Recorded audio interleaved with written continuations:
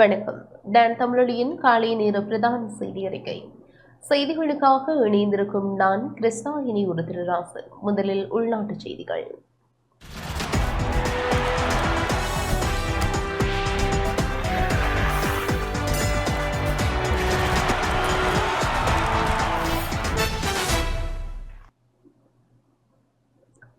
நுகர்வோர் சட்டத்தை திருத்துவதற்கான உரிய பரிந்துரைகளை எதிர்வரும் 2 வாரங்களில் நாடாளுமன்றத்தில் சமர்ப்பிக்க திட்டமிட்டுள்ளதாக அமைச்சர் நளின் பெர்னாண்டோ தெரிவித்துள்ளார். அரசாங்கம் வழங்கும் சலுகைகளை நுகர்வோருக்கு வழங்குவதற்கு வர்த்தகர்கள் தவறினால் குறிப்பிட்ட சில பொருட்களை கட்டுப்பாட்டு விலையை நிர்ணயிக்க நேரிடும் என வர்த்தக வாணிபு மற்றும் உணவு பாதுகாப்பு அமைச்சர் நளின் பெர்னாண்டோ தெரிவித்துள்ளார். ஜனாதிபதி ஊடக மையத்தில் நேற்று இடம்பெற்ற ஊடகவியலாளர் சந்திப்பிலேயே அவர் இதனை தெரிவித்தார்.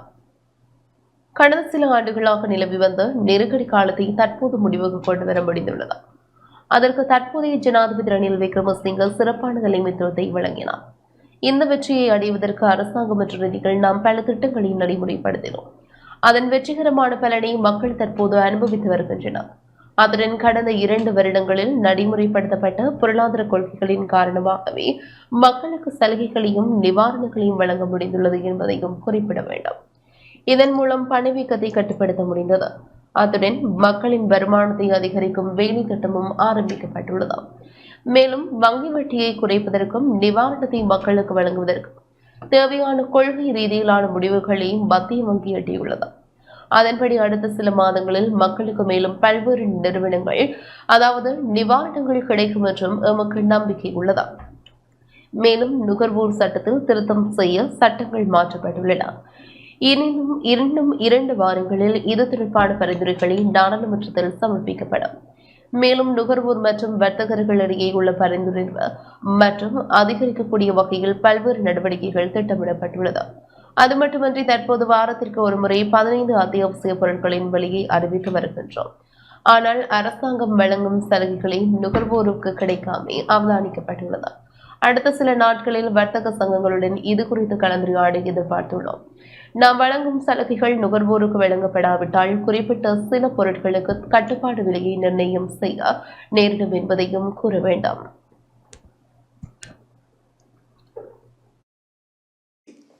අද අපිට මේ ප්‍රතිලාභ ලැබෙන්නේ කියන එක සියලු රටේ ජනතාවට තේරලා තියෙනවා. ඒ නිසා රනිල් වික්‍රමසිංහ මැතිතුමත් මේ කැබිනට් මණ්ඩලයත් මේ ආණ්ඩුවත් ඒ වගකීතු වගකීම ඉතාමත් සාර්ථකව අද වෙද්දි කරගෙන வர்த்தமானி அறிவிப்பு ஜனாதிபதி தேர்தலை நடத்துவதில் எந்தவித தாக்கத்தையும் செலுத்தாது என தேர்தல்கள் ஆணையாளர் நாயகம் தெரிவித்துள்ளார். 22ஆம் திருத்தச் சட்டம் மூல வர்த்தமானியில் வெளியிடப்பட்டாலும் ஜனாதிபதி தேர்தலுக்கு அது இந்த தடையையும் ஏற்படுத்தாது என தேர்தல்கள் ஆணையாளர் நாயகம் சமன் ஸ்ரீ ரட்நாயக்க தெரிவித்துள்ளார். பதிலையில் நேற்று கருத்து தெரிவிக்கும் போதே அவர் இந்த வர்த்தமானி அறிவிப்பை ஜனாதிபதி தேர்தலை நடத்துவதில் எந்தவிதமான தாக்கத்தையும் செலுத்தாது என குறிப்பிட்டார். மேலும் ஜனாதிபதி தேர்தல் அறிவிப்புக்கான எந்தவிதமான அழுத்தங்களும் பிரயோகிக்கப்படவில்லை எனவும் தெரிவித்தார்.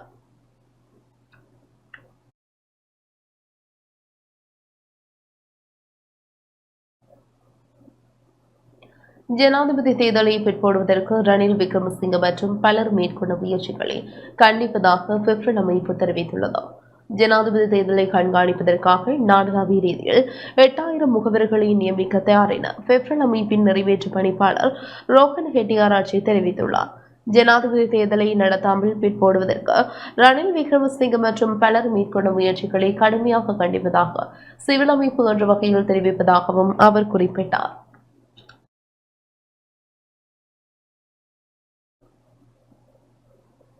யாழ்ப்பாணம் கொடுத்தனை கிறிஸ்து நற்தூது பணியக முன்வெளியின் விளையாட்டு விழா நேற்று இடம்பெற்றது. யாழ்ப்பாணம் வடமராட்சி கிழக்கு கொடுத்தனை கிறிஸ்து நற்தூது பணியக முன்பள்ளியின் செயற்பாட்டு மகிழ்வும் விளையாட்டு விழா நேற்று இடம்பெற்றது. குடத்தனை கிறிஸ்து நற்தூது பணியக வளாகத்தில் நேற்று நிகழ்வு இடம்பெற்றது.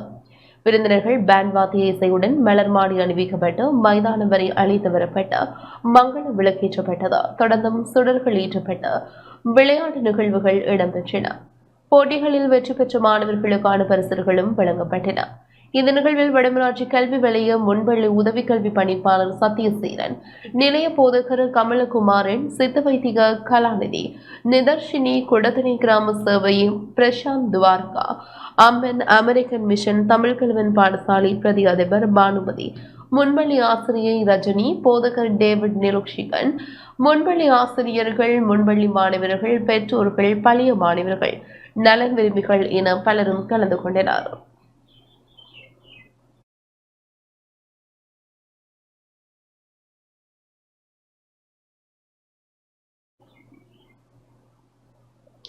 அரசியலமைப்பு திருத்தம் தொடர்பில் மக்கள் அச்சம் கொள்ள தேவையில்லை என ஜனாதிபதி ரணில் விக்ரமசிங்க தெரிவித்துள்ளார். அரசியலமைப்பு திருத்தம் தொடர்பில் மக்கள் அச்சம் கொள்ள தேவையில்லை எனவும், அரசியலமைப்பு திருத்தம் தொடர்பான பணிகள் துறைசார் அனுபவம் மிக்கவர்களிடமே கையளிக்கப்படும் எனவும் ஜனாதிபதி ரணில் விக்ரமசிங்க தெரிவித்துள்ளார். காலி பெலிகம பிரதேசத்தில் நிர்மாணிக்கப்பட்ட புதிய நீதிமன்ற கட்டிட தொகுதியை நேற்று திறந்து வைத்த வேளை இவ்வாறு குறிப்பிட்டார். 1931ஆம் ஆண்டின் ஆசியா ஆப்பிரிக்காவில் முதல் முறையாக இலங்கை சர்வஜன வாக்கெடுப்பு அதிகாரத்தை பெற்றுக் கொண்டது. வேறு எந்த நாட்டுக்கும் இது கிடைக்கப்படவில்லை. அமெரிக்காவின் சில பகுதிகள் கருப்பினத்தவர்களுக்கு வாக்குரிமை இருக்கவில்லை. அதனை பெற்றுக் கொண்டதிலிருந்து தொடர்ச்சியாக ஜனநாயகத்தை பேணி வரும் நாடாகவும் இலங்கை மட்டுமே விளங்குகிறது. அதனையடுத்து நாம் பெருமிதம் கொள்கின்றோம். யுத்தம் இருந்தாலும் கலவரங்கள் ஏற்பட்ட போதிலும் 1931ஆம் ஆண்டு முதல் ஆசியா மற்றும் ஆப்பிரிக்காவில் ஜனநாயகத்தை பாதுகாத்த ஒரே நாடு இலங்கையாகும். நாம் எவ்வளவு வாதிட்டாலும் ஜனநாயகத்தை இல்லாமலாக்குவதற்கு இடமளிக்கவில்லை. தேர்தலில் தோல்வியடைந்த பிறகு இலங்கையில் மாத்திரமே மோதல் இல்லாமல் அதிகாரம் மாற்றப்படுகிறது. இந்த நாட்டில் ஜனநாயகம் செயல்படுகிறது. விவாதங்கள் இருந்த போதிலும் ஜனநாயகம் ஒருபோதும் இழக்கப்படுவதில்லை. சில பிரச்சனைகள் வரும்போது ஜனநாயகம் பறிபோகும் விடயம் தொடர்பில் சிலர் சொல்கின்றார்கள். நமது சட்டத்துறை, நீதித்துறை மற்றும் அரசியல் முறைமை எப்படியோ இந்த கட்டமைப்பை முன்னெடுத்து சென்றுள்ளது. அந்த வகையில் 2022ஆம் ஆண்டு ஜனநாயக அமைப்பிற்கு மிகப்பெரிய அச்சுறுத்தல் ஏற்பட்டது. ஆனால் நாங்கள் உடன்பாட்டுடன் முன்னோக்கி செல்கின்றோம். நாடாளுமன்றத்தில் எமக்கு விவாதித்திருக்கலாம், ஆனால் ஜனநாயகம் பாதுகாக்கப்பட வேண்டும். தற்போது தேர்தல் நடைபெறவுள்ளது. இந்த காலக்கெடுவுக்குள் தேர்தலை நடத்த வேண்டும் என பிரதம நீதியரசர் தரப்பும் உயர் நீதிமன்றமும் தெரிவித்துள்ளன. அதை நாமும் ஏற்றுக்கொள்கின்றோம். 2015ஆம் ஆண்டில் நாம் புதிய அரசியலமைப்பு திருத்தத்தை சமர்ப்பித்தோம். நான் வழக்கமாக இத்தகைய பணிகளை KN சௌத்ரி சட்டத்திறனிக்கு வழங்குவேன். ஆனால் அப்போது அவர் உயிருடன் இல்லாத காரணத்தால் சட்டத்திரணி ஜம்பதி விக்ரமரட்னவிடம் அந்த பணியை ஒப்படைக்கப்பட்டது. அவருக்கு ஒரு வாக்கியத்தை நீக்க முடியவில்லை. அவ்வளவுதான் நடந்திருக்கின்றது. அதற்காகத்தான் இந்த அலட்டல். இது அவரது கவனக்குறைவாகவே இருக்கலாம். அந்த தவறுக்கு நாட்டு மக்களிடம் நாம் மன்னிப்பு கேட்க வேண்டும். அது பற்றி மேற்கொண்ட கருத்து கூற வேண்டிய அவசியம் இல்லை. எனவே இது குறித்து பயப்பட வேண்டாம். எமது நாடு 1931 முதல் ஜனநாயகத்தை பாதுகாத்து வருகின்றது என குறிப்பிட்டார். එක වාක්‍යයක් අයින් කරන්න බැරි වුණා. ඔච්චරයි තියෙන්නේ. වෙන එකක් නෙමෙයි අපි කෑ ගහන්නේ ඒකට. ඉතින් එතුමගෙන් ඒක අතපසු වුණා. ඒවට ඕන නීති ගේන්න බල අතපසු වුණා. ඉතින් මං කැමතියි මෙතන මමයි එතුමා පත් කරපු නිසා ඒ අතපසු වීම ගැන රටේ ජනතාවගෙන් සමාව ඉල්ලන්න ඉච්චරයි. වැඩි ඉවරයි. ඉතින් තවත් ප්‍රකාශ කරන්න වැඩක් නැහැ. ඕකයි කතාව. காலி பெலிகம பிரதேசத்தில் நிர்மாணிக்கப்பட்ட புதிய நீதிமன்ற கட்டிட தொகுதி நேற்று திறந்து வைக்கப்பட்டது. ஜனாதிபதி ரணில் விக்ரமசிங்க கட்டிடத்தை திறந்து வைத்தார். காலி பிரதேச மக்களின் சட்ட ஒழுங்கை பாதுகாக்கும் செயற்பாடுகளை வினைத்திறனாக்கும் நோக்கில் 1600 மில்லியன் ரூபாய் செலவில் நிர்மாணிக்கப்பட்ட புதிய நீதிமன்ற வளாகத்தில் சிவில் மேன்முறையீட்டு நீதிமன்றம், 2 மேல் நீதிமன்றங்கள், 3 மாவட்ட நீதிமன்றங்கள், 2 நீதவான் நீதிமன்றங்கள் அமைக்கப்பட்டுள்ளன. சட்ட உதவி மையம், சமூக சீர்திருத்த அலுவலகம், நன்னடத்தை அலுவலகம், கடன் நிவாரண சபை, சட்ட உதவி உள்ளடங்களாக நீதித்துறை பணிகளுக்கு தேவையான அனைத்து வசதிகளும் இந்த கட்டிட தொகுதியில் காணப்படுகின்றன. பெயர் பலகையை திரை நீக்கம் செய்து நீதிமன்ற கட்டிடத்தை திறந்து வைத்த ஜனாதிபதி கட்டிட தொகுதியை பார்வையிட்டார். இதன்போது காலி சட்டத்திறனிகளால் ஜனாதிபதிக்கு நினைவு பரிசு வழங்கப்பட்டது. இந்த நிகழ்வில் நீதி சிறைச்சாலைகள் அலுவல்கள் மற்றும் அரசியலமைப்பு மறுசீரமைப்பு அமைச்சர் விஜயதாஸ் ராஜபக்ச, கைத்தொழில் மற்றும் சுகாதார அமைச்சர் ரமேஷ் பத்ரினா, ராஜாங்க அமைச்சர்களான அனுராதா ஜெயரட்ன, கீதா குமார் சிங்க, மோகன் பிரியதர்சன சில்வா, நாடாளுமன்ற உறுப்பினர்களான வஜ்ரா அபேவர்த்தன, சம்பத் அத்துகோரிலா, பிரதம நீதியரசர் ஜெயந்த ஜயசூரிய, சட்டமா அதிபர் பாரத ரணசிங்க உள்ளிட்ட பலரும் பங்கேற்றனர்.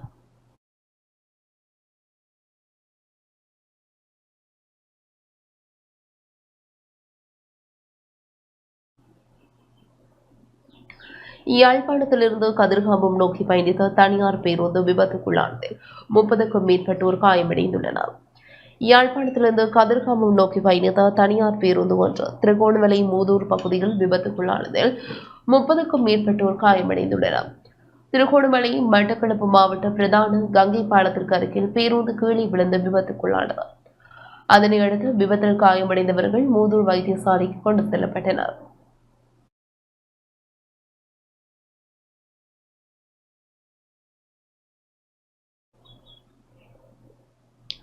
மனித மூலதன அபிவிருத்திக்காக பிராந்திய மையமாக இலங்கை மாற்றப்படும் என ஜனாதிபதி ரணில் விக்ரமசிங்க தெரிவித்துள்ளார்.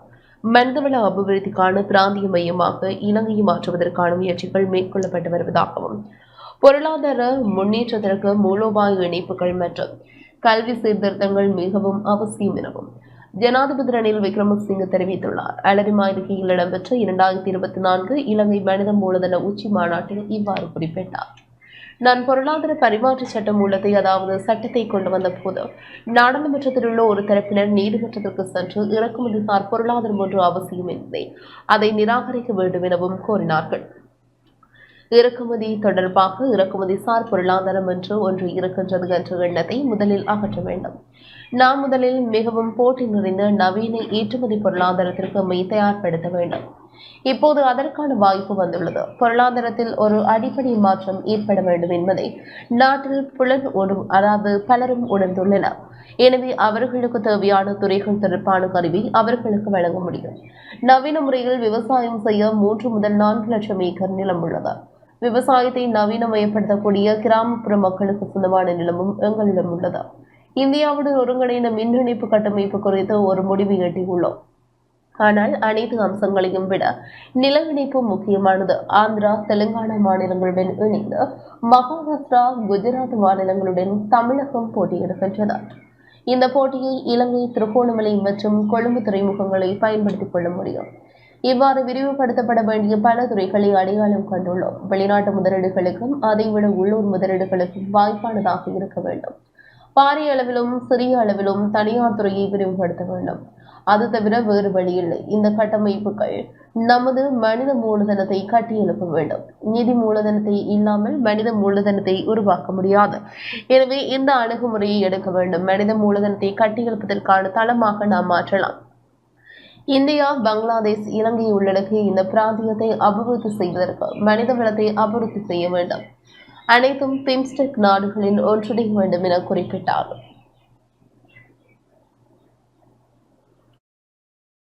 And most of the people in our country feel so, that there has to be a fundamental change in the economy. When we do that, we will realize the sectors we require people. We have about 300,000 to 400,000 acres of land to be cultivated through modern methods. 2024 இலங்கை மனித மூலதன உச்சி மாநாடு அலரிமாளிகையில் இடம்பெற்றது. இதில் ஜனாதிபதி ரணில் விக்ரமசிங்க பங்கேற்றார். 2016ஆம் ஆண்டு ஜனாதிபதி ரணில் விக்ரமசிங்க பிரதமராக இருந்தபோது இலங்கை எதிர்கொள்ளும் சவால்களுக்கு தீர்வு காண அனைத்து பங்குதாரர்களுக்கும் ஒரே தளத்தை அமைக்கும் நோக்குடன் இலங்கை மனித மூலதன உச்சி மாநாடு ஆரம்பிக்கப்பட்டது. முதலீட்டு சபையின் தலைவரும் மனித மூலதன உச்சி மாநாட்டின் தலைவருமான தினேஷ் வீரக்கொடி ஜனாதிபதி ரணில் விக்ரமசிங்க மற்றும் ஆஸ்திரேலியாவின் முன்னாள் பிரதமர் ஸ்காட் மோரிசன் ஆகியோருக்கும் நினைவு பரிசல்களை வழங்கி வைத்தார். இந்த நிகழ்வில் பிரதமர் தினேஷ் குணவர்த்தன, அமைச்சர் பந்துல குணவர்த்தன, நாடாளுமன்ற உறுப்பினர் கர்சரி சில்வா, ஜனாதிபதியின் செயலாளர் சமன் ஏக்கநாயக்க, பிரதமரின் செயலாளர் அனுருத் திசாநாயக்க, மாலத்தீவின் முன்னாள் ஜனாதிபதியும் சர்வதேச காலநிலை மாற்றம் தொடர்பான ஜனாதிபதியின் ஆலோசகருமான முகமது நசீர் மற்றும் உள்நாட்டு வெளிநாட்டு முக்கியஸ்தர்கள் உள்ளிட்ட பலரும் பங்கேற்றனர்.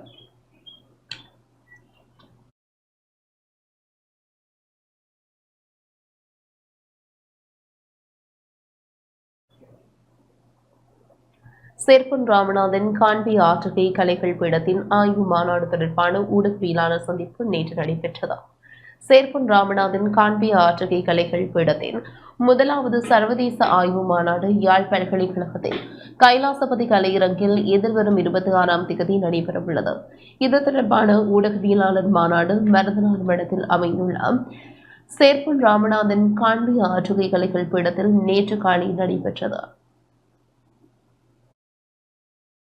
யாழ்ப்பாண பல்கலைக்கழகத்தின் சர் பொன்னம்பலம் ராமநாதன் காண்பிய ஆற்றுகை கலைகள் பீடத்தின் முதலாவது பன்னாட்டு ஆய்வு மாநாடு வருகின்ற 26/7/2024 வெள்ளிக்கிழமை காலை 8 மணிக்கு ஆரம்பமாகி மாலையில் கலை நிகழ்வுகள் 4 மணிக்கு ஆரம்பமாகி இனிதாக நிறைவு பெற இருக்கின்றது. பன்னாட்டு ஆய்வு மாநாட்டினையும் அதனைத் தொடர்ந்து நடைபெறுகின்ற எங்களுடைய கலை நிகழ்வுகளையும் வெளியுலகுக்கு கொண்டு வர வேண்டும். எங்களோட பீடத்தில் ஆய்வரங்கு முதல் தடவையாக செய்யப்பட போகுது. ஆய்வு மாநாட்டின் பிரதான மைய கருத்தாக இருக்கிறது ஆக்க கலைகளில் சமகால சவால்கள் என்றதான் எங்களோட இதன் மெயின் தீம்.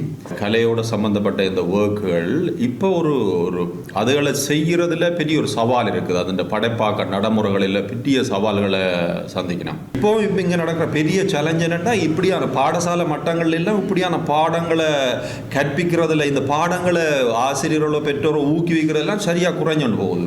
உண்மையில் ஒரு நாடு முன்னேறணும்னா ரிசர்ச் கட்டாயம். ரிசர்ச்ன்றது சயின்ஸ் பேஸாக இருக்கும். எங்கட சயின்ஸ் இல்லை, ஆனால் சயின்ஸ் ஓரியன்டாக நாங்கள் நிறைய விஷயம் செய்திருக்குது. இலங்கை, இந்தியா போன்ற பல்வேறு நாடுகளில் இருந்து எமது தளத்திற்கு ஆய்வு கட்டுரைகள் சேர்ந்துள்ளன.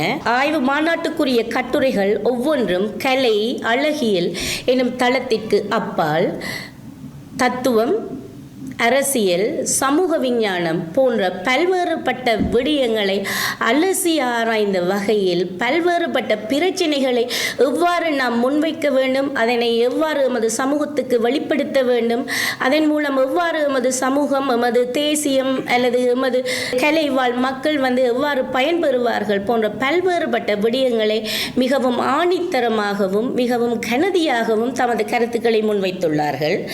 இந்த ஆய்வு மாநாட்டின் ஆதார சுருதி உரையாளராக தமிழ்நாடு டாக்டர் ஜே. ஜெயலலிதா இசை மற்றும் கவின்கலை பல்கலைக்கழகத்தின் துணைவேந்தர் முனைவர் எஸ். சௌமியா அவர்களை அழைத்திருக்கின்றோம். மாலை நிகழ்வுகள் 4 மணிக்கு ஆரம்பிக்கின்ற அதேவேளை எங்கள் பீடத்தை சேர்ந்த இசைத்துறை, நடனத்துறை, வாத்திய இசைத்துறை, நாட்டியத்துறை, நாடகத்துறை, சிற்பத்துறை, ஓவியத்துறை அனைத்து துறை மாணவர்களினாலும் ஏறக்குறைய 3 மணி நேரம் கால அளவு கொண்ட கலை நிகழ்வுகள் மிக காத்திரமான முறையிலே தயார்படுத்தி கொண்டிருக்கின்றோம். இசை நிகழ்வுகள், நாட்டிய நிகழ்வுகள், நாடக நிகழ்வுகள், காண்பிய ஆற்றுகை நிகழ்வுகள் என்பன மாணவர்களால் இந்த முதலாவது மகாநாட்டிற்காக தயார்படுத்தப்பட்டு வருகின்றது. கடற்றொழிலாளர்களின் குடும்பங்களுக்கான அரிசி வழங்கும் நிகழ்வு முல்லைத்தீவில் நேற்று ஆரம்பமானது. கடற்றொழில் அமைச்சரூடாக கடற்றொழிலாளர்களின் குடும்பங்களுக்கான அரிசி வழங்கும் நிகழ்வு நேற்று முல்லைத்தீவில் ஆரம்பித்து வைக்கப்பட்டுள்ளது. முல்லைத்தீவு மாவட்டத்தில் உள்ள 3500 கடற்றொழில் குடும்பங்களுக்கு சீன அரசாங்கத்தின் உதவியுடன் குடும்பம் ஒன்றுக்கு தலா 20 கிலோ அரிசி வீதம் கடற்றொழில் அமைச்சின் ஊடாக வழங்கி வைக்கப்பட்டது. அதற்கமைய கடற்றொழிலாளர்களுக்கான அரிசி வழங்கும் நிகழ்வு நாயாறு கிராமத்தில் அமைச்சர் டக்ளஸ் தேவானந்தா தலைமையில் இடம்பெற்றதுடன் 350 குடும்பங்களுக்கு அரிசி வழங்கி வைக்கப்பட்டது. இதன்போது கடற்றொழில் அமைச்சின் ஊடாக மேற்கொள்ளப்படவுள்ள வீதி அபிவிருத்தி பணிகளையும் அமைச்சர் ஆரம்பித்து வைத்துள்ளார். செம்மலை கிராமத்தில் உள்ள 1 கிலோமீட்டர் நீளமான பிரதேச சபை வீதி இவ்வாறு கடற்றொழில் அமைச்சின் 12 மில்லியன் ரூபாய் நிதியில் அபிவிருத்தி செய்யப்பட உள்ளது. இப்பொழுது இந்திய இழுவப்படையினுடைய பிரச்சனை குறைந்து உள்ளூரில் இருக்கக்கூடிய சட்டவிரோத தொழில்கள் அதிகரித்திருப்பதாக எனக்கு சொல்லப்பட்டிருக்கின்றது. அது சம்பந்தமாகவும் ஆராய்ந்து நடவடிக்கை எடுக்கிறது. நெடுந்தீவு ஊர் முறவும் அமைப்பினால் யாழ்ப்பாணம் நெடுந்தீவு கடற்கரை சுத்தம் செய்யப்பட்டுள்ளது. நெடுந்தீவு ஊர் முறவும் அமைப்பினால் யாழ்ப்பாணம் நெடுந்தீவு 6ஆம் வட்டாரம் முதல் 10ஆம் வட்டாரம் வரையான கடற்கரை பகுதிகள் சுத்தம் செய்யப்பட்டுள்ளன. கடற்கரை பகுதியில் காணப்பட்ட பிளாஸ்டிக் உள்ளிட்ட ஏனைய கழிவுப் பொருட்கள் சிரமதானம் மூலம் அகற்றப்பட்டன. எதிர்வரும் ஆகஸ்ட் மாதம் முதல் வாரத்தில் நெடுந்தீவு மண்ணில் நெடுந்தீவு அதாவது நெடுவூர் திருவிழா இடம்பெறவுள்ள நிலையில் நெடுந்தீவு ஊரும் உறவு அமைப்பின் பிரதிநிதிகள் சிரமதான பணிகளை முன்னெடுத்தனர்.